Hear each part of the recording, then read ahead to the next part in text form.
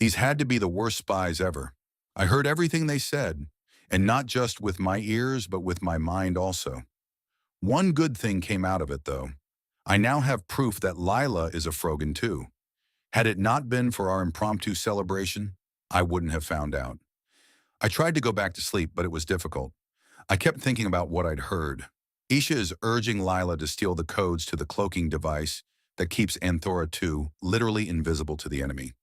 Welcome back, my friends. I hope that you are in good health. I truly appreciate your support, and I am encouraged to continue to bring these stories. Please continue to share my stories with your friends and family. Subscribe and click the notification bell to keep you informed when I bring new episodes. Now let's get back to the story. I wasn't entirely sure how they would get the codes out to their waiting ships, but I'm sure Elder Chaktar will thwart their plans. I'll be working with the warriors soon, and I will make it my business to keep a closer eye on them. My chronograph chirped, startling me out of sleep. This morning, I didn't mind getting out of bed to start my day. This was my first day on the base. I wouldn't be working yet. I still have additional training to complete there. I met Ming and Aisha for breakfast and wasn't surprised to find Lila and the others at the table as well. Jahael sat opposite me, close to Lila and Aisha. They looked hungover. Served them right, I thought. "You don't look well, Aisha. Are you okay?" I asked.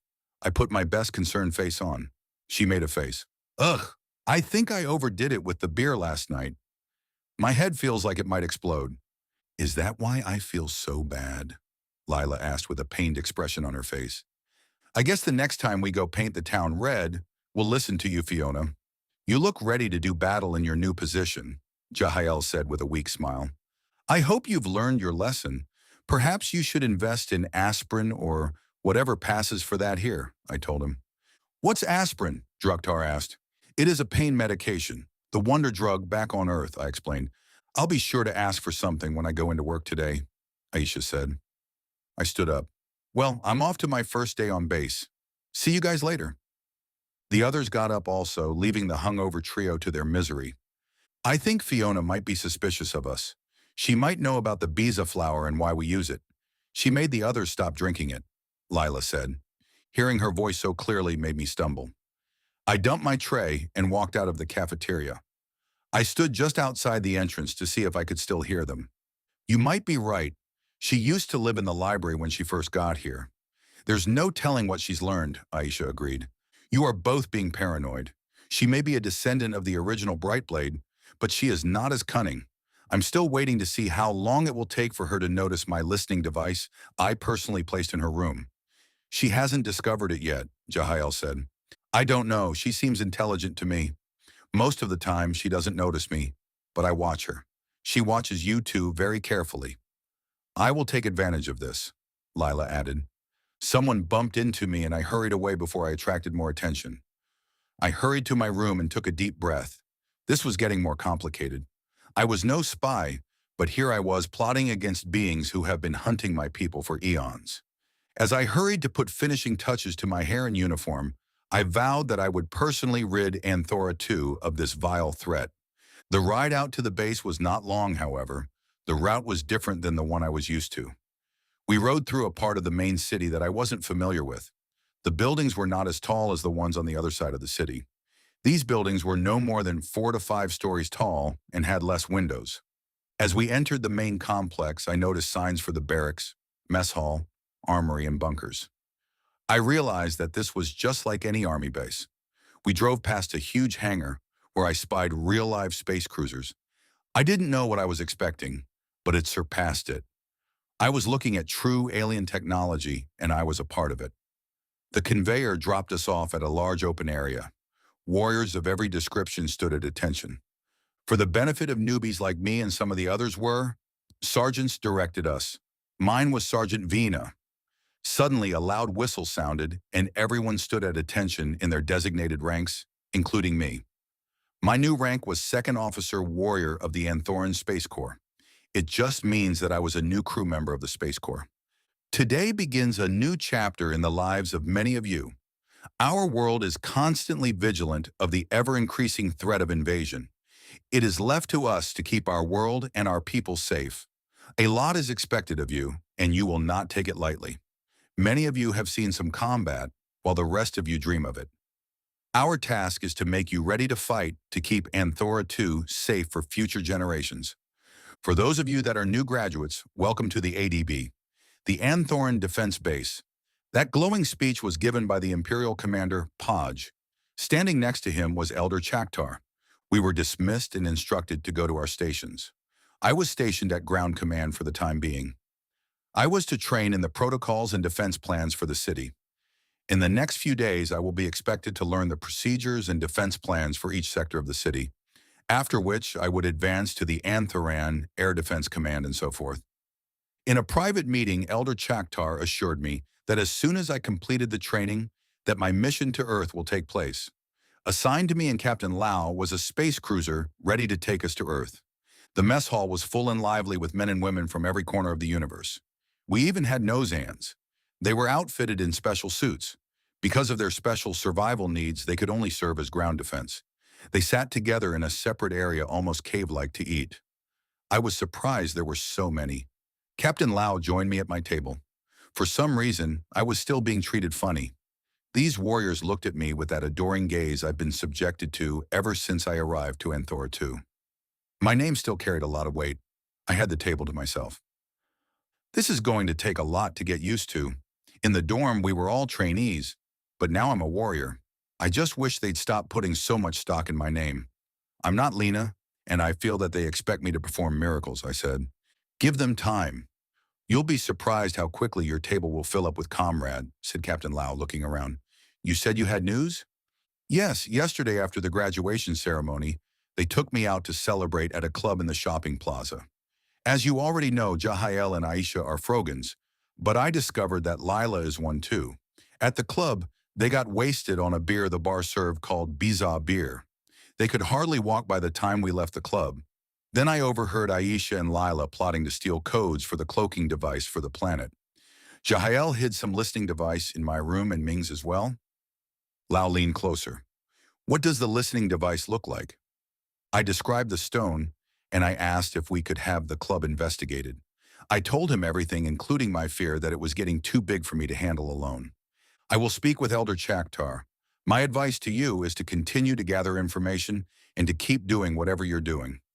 He got up and walked away. I didn't know how he thought I could continue doing anything way out here on base. I'm going to have Ming and Gork to be even more vigilant. Later, Elder Chaktar approached me. He suggested that I stay in the barracks while my quarters were being prepared. My new apartment unit was within walking distance of the base. It made sense, but it would also leave Ming and Gork entirely on their own. I told him what I'd told Captain Lau. He told me that he knew about the stones. They were placed in every wielder's room. They blocked any listening device. Then he told me that he personally removed the listening device Jahael placed in my room. It was embedded in the wood of my dresser mirror. The barracks were not what I was expecting either.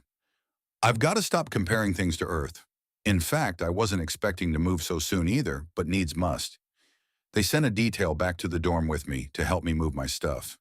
The conveyor looked like a moving truck and quickly filled with my belongings. Once my belongings were safely placed in my unit, I packed what I'll need for my stay on base. I walked around my new unit, familiarizing myself with it. The floors were done, and the light fixtures were being put in. The bedroom was completely done, and I noticed that there were stones in every room. I guess even out here we must be careful. I needed to be hyper-vigilant. There may be Frogans on base too. The barracks were mercifully segregated. Women in one row on one side of the base, and the men on the other side. I wasn't sure how many women warriors there were, but an educated guess tells me that we were few. The female section of the barracks had 4 large units with each housing 10 to 15 women. I couldn't tell how many were in each, but if I had to guess, we numbered about 55. My barracks had 15 beds in it, and by my count, only 10 were occupied. As I made myself at home, I found a stone wedged between the mattress and the frame of the bed. I felt a bit more secure. Second Officer Warrior BRIGHTBLADE, Sergeant Vina announced loudly. She was standing at the entrance to the barracks. I quickly stood up at attention and saluted as I was trained to do. Fist to chest and then straight out. Sir, I replied. You will accompany me to Command Sector Z, she said. I grabbed my little red beret and followed her out. Eyes were fixed on me as I passed the other warriors who also stood at attention. Our trip to Command Sector Z demanded a small conveyor ride outside the base. The sergeant sat rigidly beside me in the back of the conveyor. A private drove us. She didn't speak nor look at me. That made me nervous. Luckily, the ride ended, and I jumped out to follow her into Command Sector Z. Being new, I couldn't help gawking at everything. I was oohing and eyeing at all the shiny metal all around me. The sergeant led me to Imperial Commander Podge's office. When I entered the office, I quickly saluted and stood at attention. "At ease, BRIGHTBLADE," he said. He was sitting at his desk. He looked even more impressive up close. I was too afraid to stare at him when he congratulated me at the ceremony. His hair was silver, a color I had encountered only once since coming to ANTHORA 2. What planet was he from, I wondered. "Second Officer BRIGHTBLADE, Elder Chaktar, and a few others will be having dinner with me later. I will send someone to come collect you at 1900 sharp." His features didn't give anything away as he spoke. "Sir, yes, sir." I saluted and turned to leave when he didn't say anything further. The sergeant was waiting for me in the waiting area. She gave me a curious look, but refrained from asking me anything. The barracks was empty when we returned to base. Sergeant Vina told me that they were out on an exercise. She suggested that I hurry to catch up to them. I ran back outside to see my regiment running off. I pumped my legs to catch up and fell in line. This felt familiar, but I could be wrong.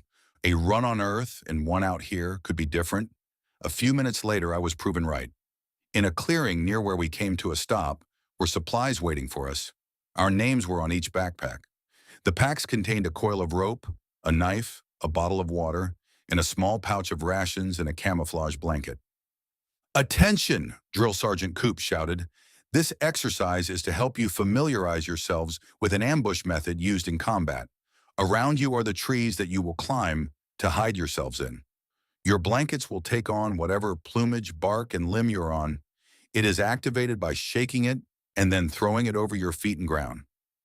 We did as instructed, and I was amazed by how the blanket suddenly looked like the dirt on the ground. The black of my boots and the black hem of my uniform trousers. The drill sergeant further instructed us to pick a tree to climb. Drill Sergeant Coop had blue hair, as did Sergeant Vina. Although I didn't get any bad vibes from either of them, I decided to be extra careful around them. Elder Sim has blue hair too. There were a few warriors with blue hair, but I noticed that they stayed to themselves. We split up in groups of 3, and each group assigned a captain. Unfortunately, I was captain, and my 2 team members were blue-haired. Odd thing about them was that they wore that "I adore you" expression on their faces. Okay, so these 2 were friends. Pua and Lippy are their names. I instructed Pua to find us a good tree while Lippy and I carried our packs. Pua found a rather large tree around the trunk and tall enough so that once climbed, we'd be at least 10 feet off the ground. "Any idea how we're going to climb this tree?" I asked them. "We used to climb trees all the time back on Mbeta 12. The ground wasn't safe and our homes were high up in the trees," Lippy supplied. I watched as she demonstrated how to loop the rope around the tree trunk and then braced her legs on the tree on one side while simultaneously inching the rope around the tree up inches at a time and then feet as she got higher. Once she got onto the limb, she tied one end of the rope around it and let the other end dangle to the ground. Pua caught the end and fashioned an elaborate loop which she inserted her foot in and then pulled herself up. Once she was with Lippy, she let down the rope and asked that I attach the packs to it. I watched as they worked together to pull our packs up. Then it was my turn to climb up. I only slid back down once, and then I was sitting atop the huge bough Lippy picked out. I looked around us to see the others either already up in their trees or still down on the ground struggling. When we were all finally up in the trees, Sergeant Coop announced that the enemy was approaching. I was surprised to see all of us disappear under our blankets.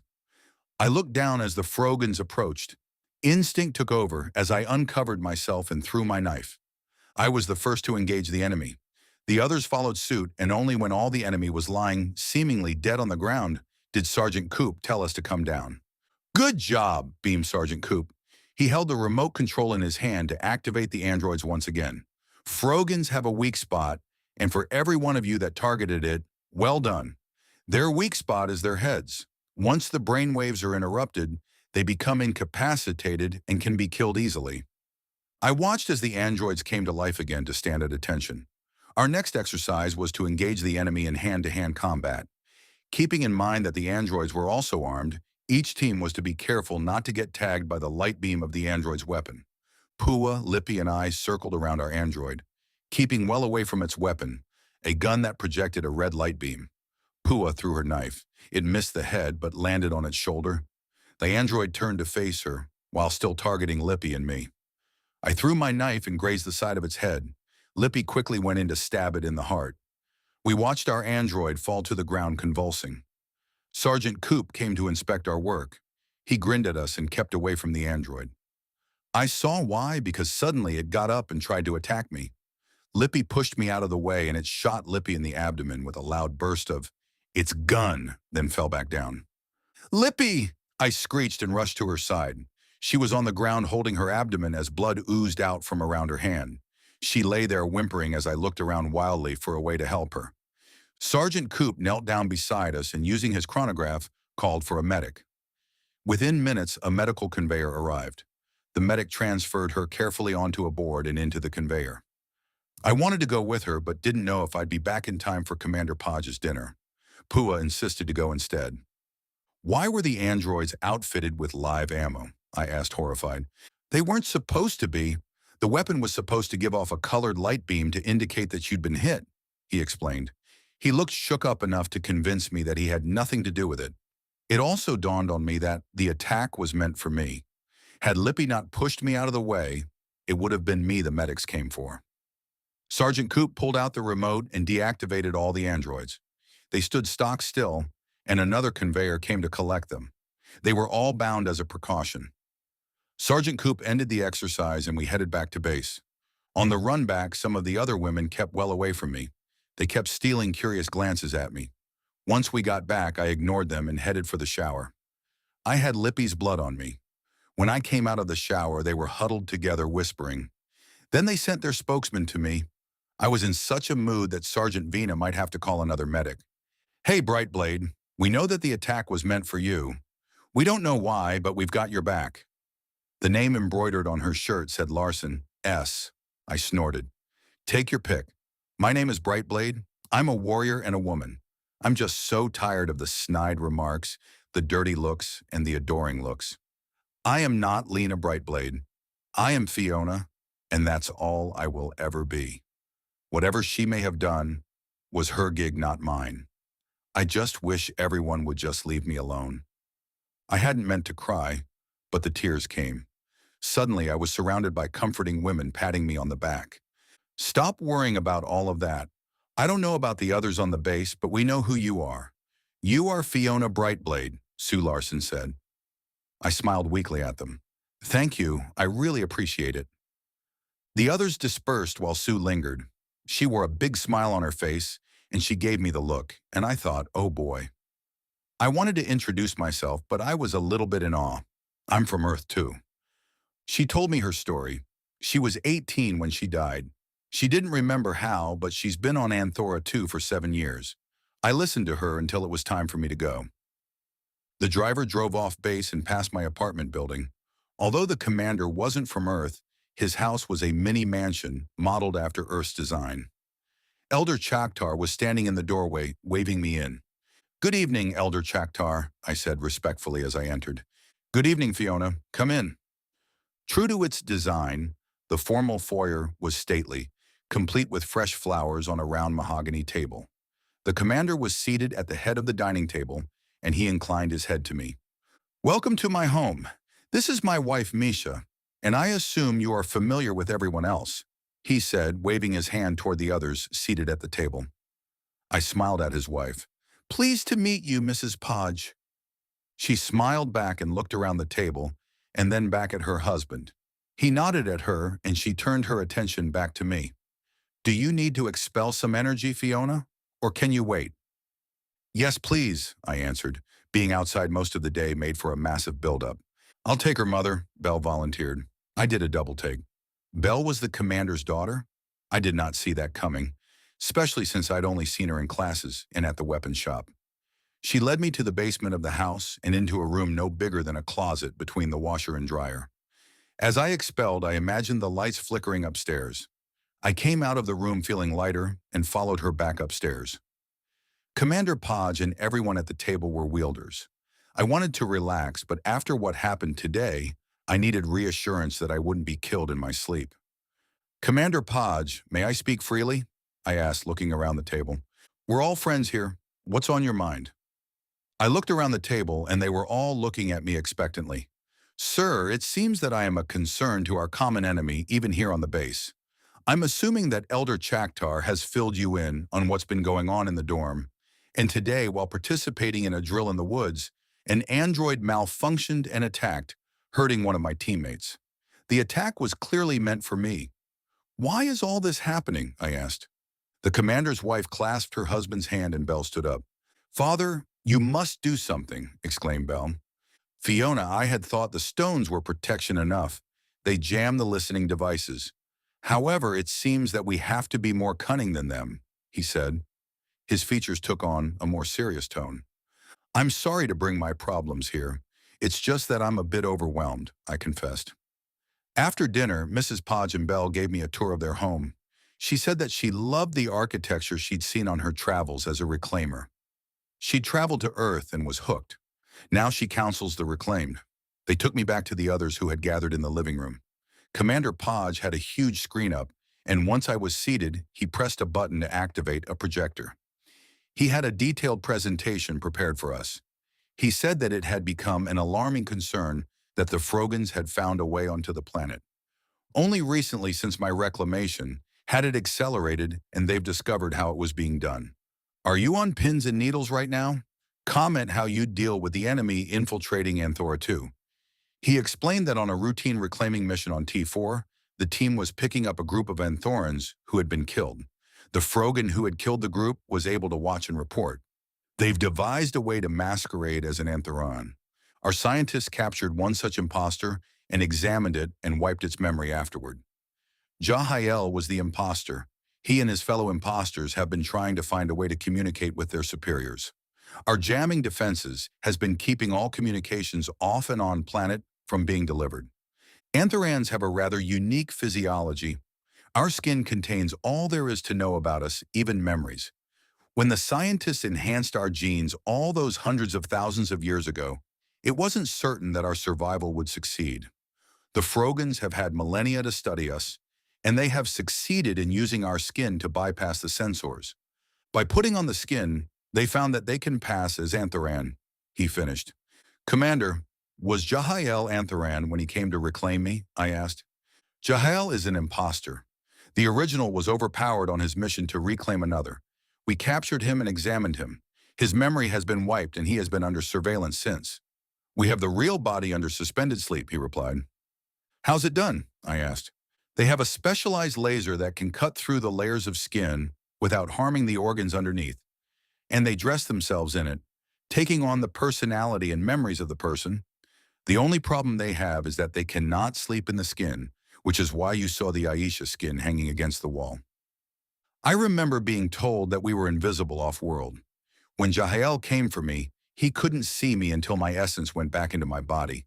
He never looked up once at me, and I was standing right in front of him. Couldn't we use that to our advantage? That's right. It's one of the things they don't know about us, and it's something they must never discover. Considering what happened on base today, we now know that you have become a target. If they were to capture you and use your skin, they would be able to bring about our destruction, Captain Lau added. I sat back in shock. My ancestry has made me a target, and if they succeed in killing me for a second time, they would be able to use my skin to their advantage. Most of the planets see me as a hero. It would be so easy to fool everyone, I thought. Well, that's it for now. Please come back to see what happens next. Comment what you think will happen. I am still waiting to hear from you. Please share, like, and subscribe.